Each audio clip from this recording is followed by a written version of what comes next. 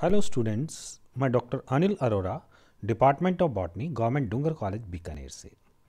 आज हम इस वीडियो में करेक्टरिस्टिक्स ऑफ प्लांट कम्युनिटीज़ अर्थात पादप समुदाय के लक्षणों का अध्ययन करेंगे।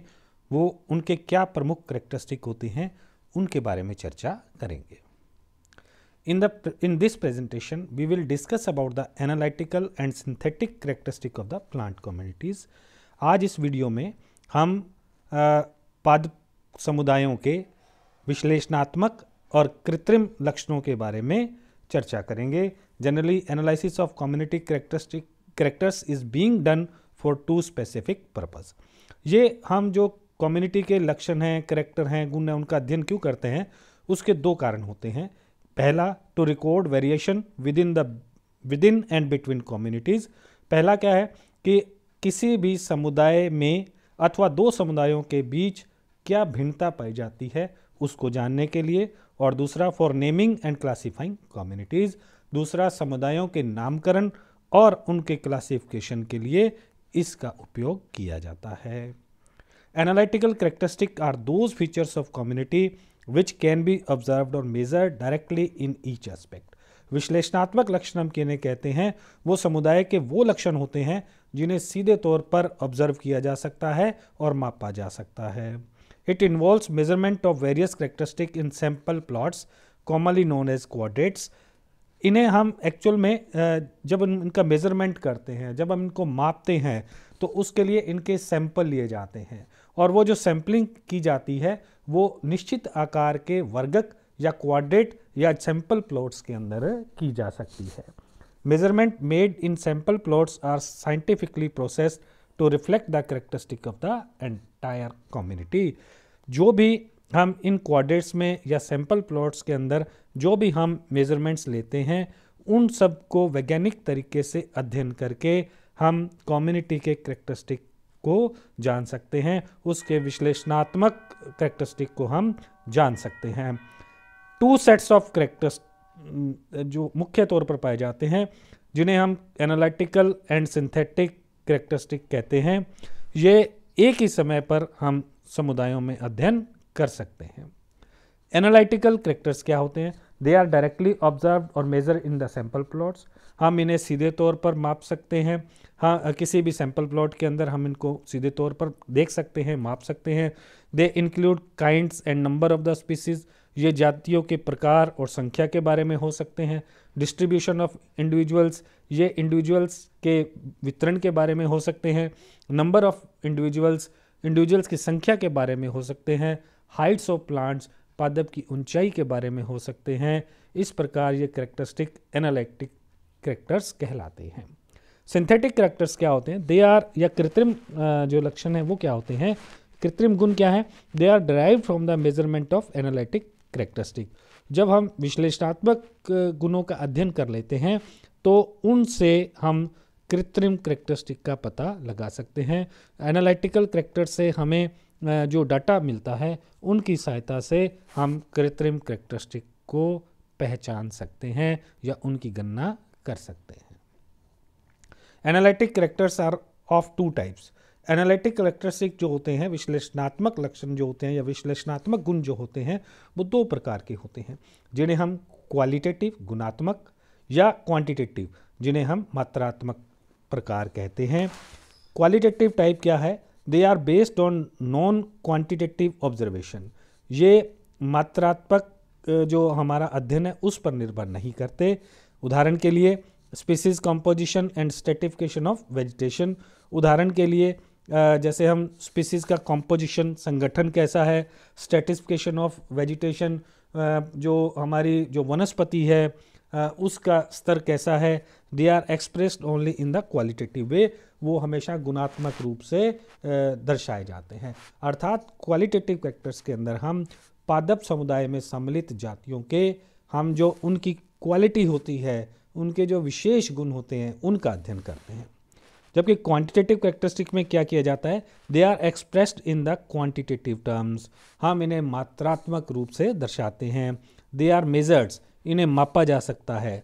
दे measure quantitative characters include frequency, diversity, cover, biomass, leaf size, abundance, dominance etcetera. ये जो क्वांटिटेटिव कैरेक्टरिस्टिक होते हैं ये कौन कौन से हो सकते हैं? फ्रीक्वेंसी हो सकती है जिसे हम आवृत्ति कहते हैं, डाइवर्सिटी विविधता हो सकती है, कवर आवरण हो सकता है, बायोमास जैव भार हो सकता है, लीफ साइज पत्तियों का प्रकार हो सकता है, अबंडेंस बाहुल्यता हो सकती है, या डोमिनेंस या प्रभाविता हो सकती है। तो इस प्रकार के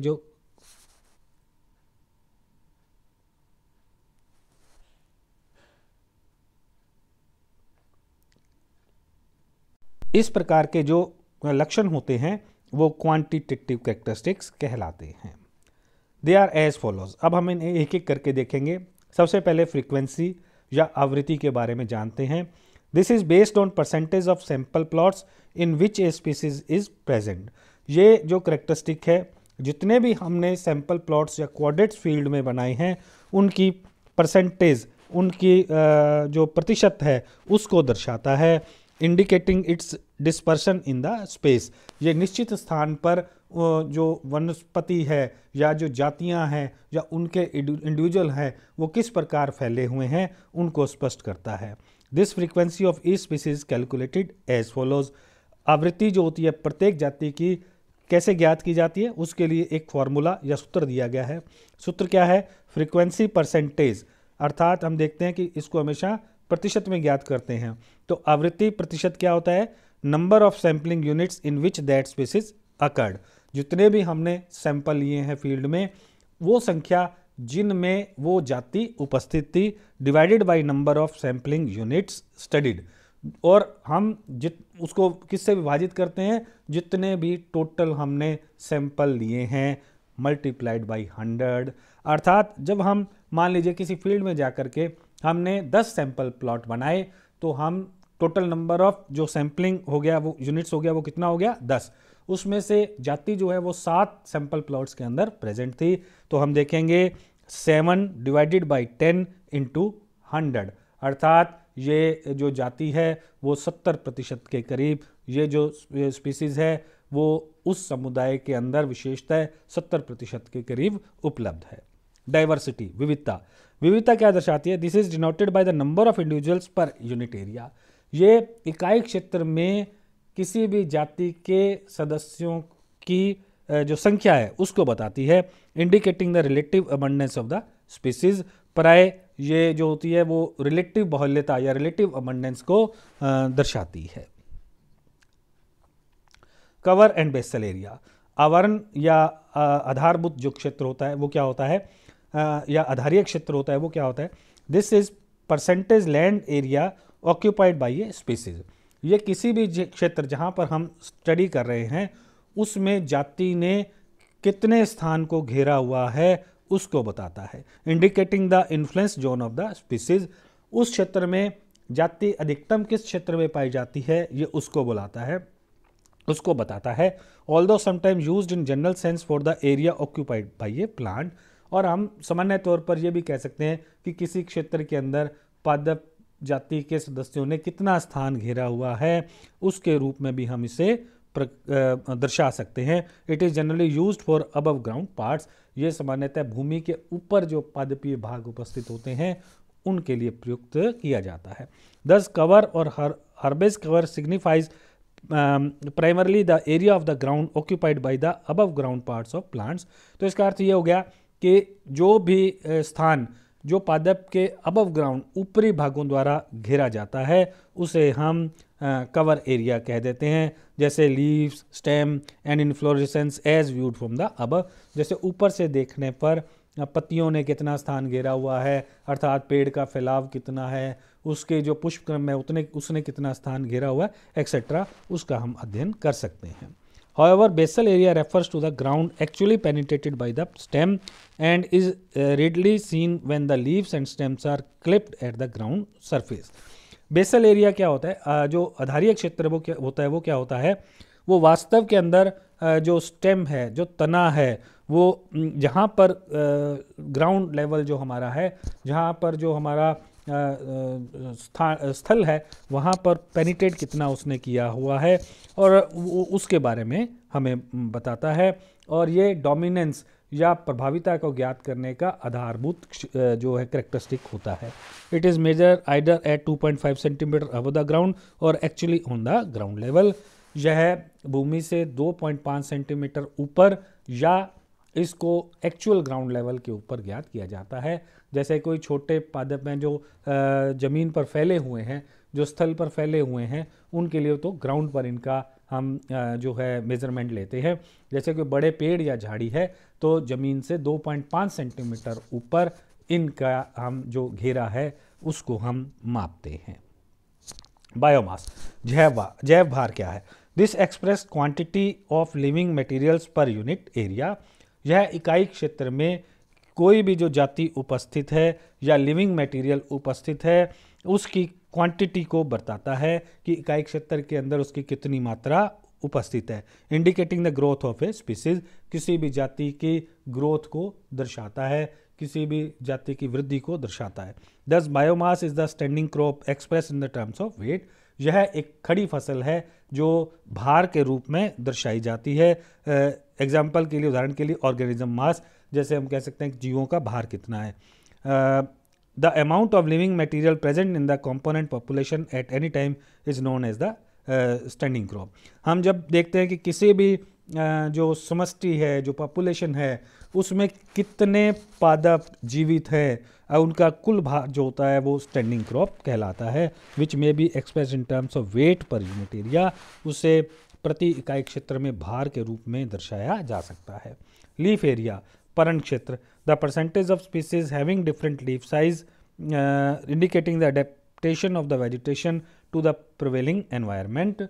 जहाँ जाति उपस्थित होती है वो उस जाति के पर्यावरण में स्वयं को कितना अनुकूलित करती है, इसका हम लीफ साइज या पत्ती के आकार को देख करके हम पता लगा सकते हैं। उसकी परसेंटेज के आधार पर इसका पता लगा सकते हैं, क्योंकि जो पत्तियां होती हैं वो पादप का एक इसेंशियल पार्ट होती हैं, आवश्यक भाग होती हैं, और ये जलवायु में परिवर्तन के द्वारा या एनवायरनमेंट में परिवर्तन होने पर तुरंत प्रभावित होती हैं।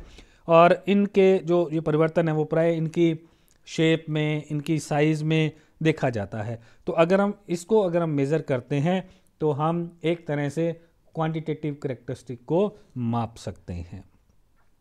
डेंसिटी, अब हम बात करते हैं डेंसिटी की।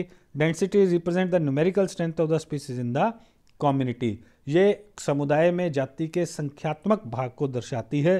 The number of individual of that species any unit area is its density. किसी भी क्षेत्र में जो पादप जाति है उसके इंडिविजुअल्स जो हैं वो पर यूनिट एरिया में कितने हैं उसे डेंसिटी के रूप में दर्शाया जाता है। This gives an idea of degree of competition. यह उनकी आपस में प्रतिस्पर्धा की क्या मात्रा रहती है, प्रतिस्पर्धा की क्या डिग्री रहती है, उसके बारे में भी हमें एक आइडिया देता है। It is calculated as follows. इसका कैसे निर्धारण किया जाता है? Density is equal to number of individuals of a species in all sampling unit. यानी हम जितने भी हमने सैंपल यूनिट्स लिए हैं उनके अंदर जाति विशेष के सदस्यों की संख्या कितनी थी divided by the total number of sampling unit studied. उसे हम किससे विभाजित करते हैं कि हमने कुल कितने सैंपल लिए हैं।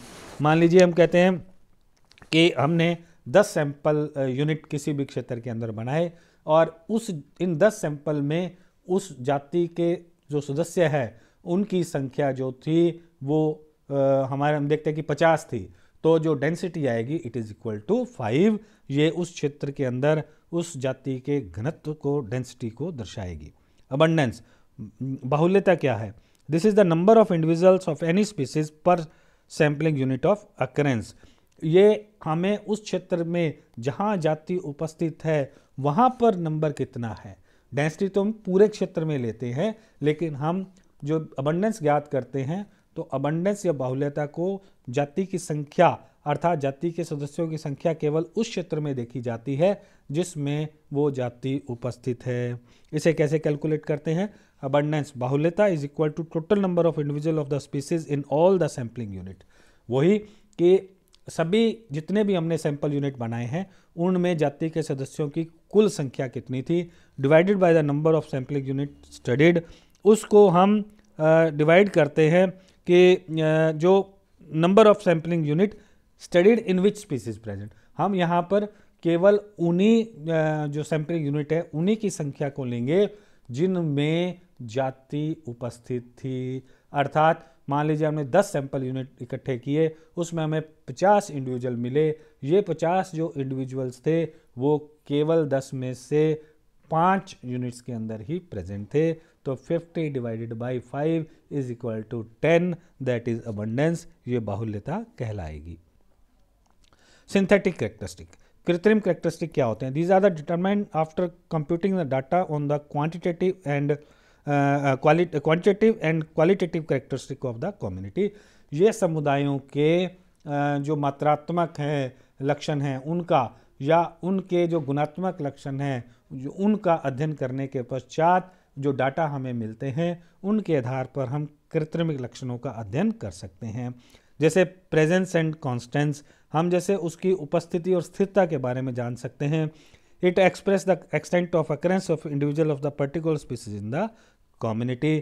किसी भी समुदाय के अंदर पादप जाति की अकरेंस कैसे है, उसकी उपस्थिति कैसे है, उसकी उत्पत्ति कैसे है, उसको हम एक्सप्रेस कर सकते हैं। जो फाइडेलिटी है, this is the degree which is a species is restricted in distribution to one kind of community, such species are sometimes known as the indicators. ये जो यहाँ पर उपस्थित फाइडेलिटी हम जो बताते हैं, वो फाइडेलिटी क्या है? वो किसी भी समुदाय के अंदर जो एक जो समुदाय है उसके केवल उस समुदाय के अंदर ही वो जाति जो है वो उपस्थित होती है, तो वो समटाइम्स उस समुदाय का इंडिकेटर भी बन जाती है, उस समुदाय को दर्शाने वाली जाति भी बन जाती है। डोमिनेंस, प्रभाविता। प्रभाविता क्या है? प्रभाविता is expressed in the synthetic form. प्रभाविता को हम सामान्यतः कृत्रिम प्रकार से दर्शाते हैं on the basis of density, frequency and dominance values.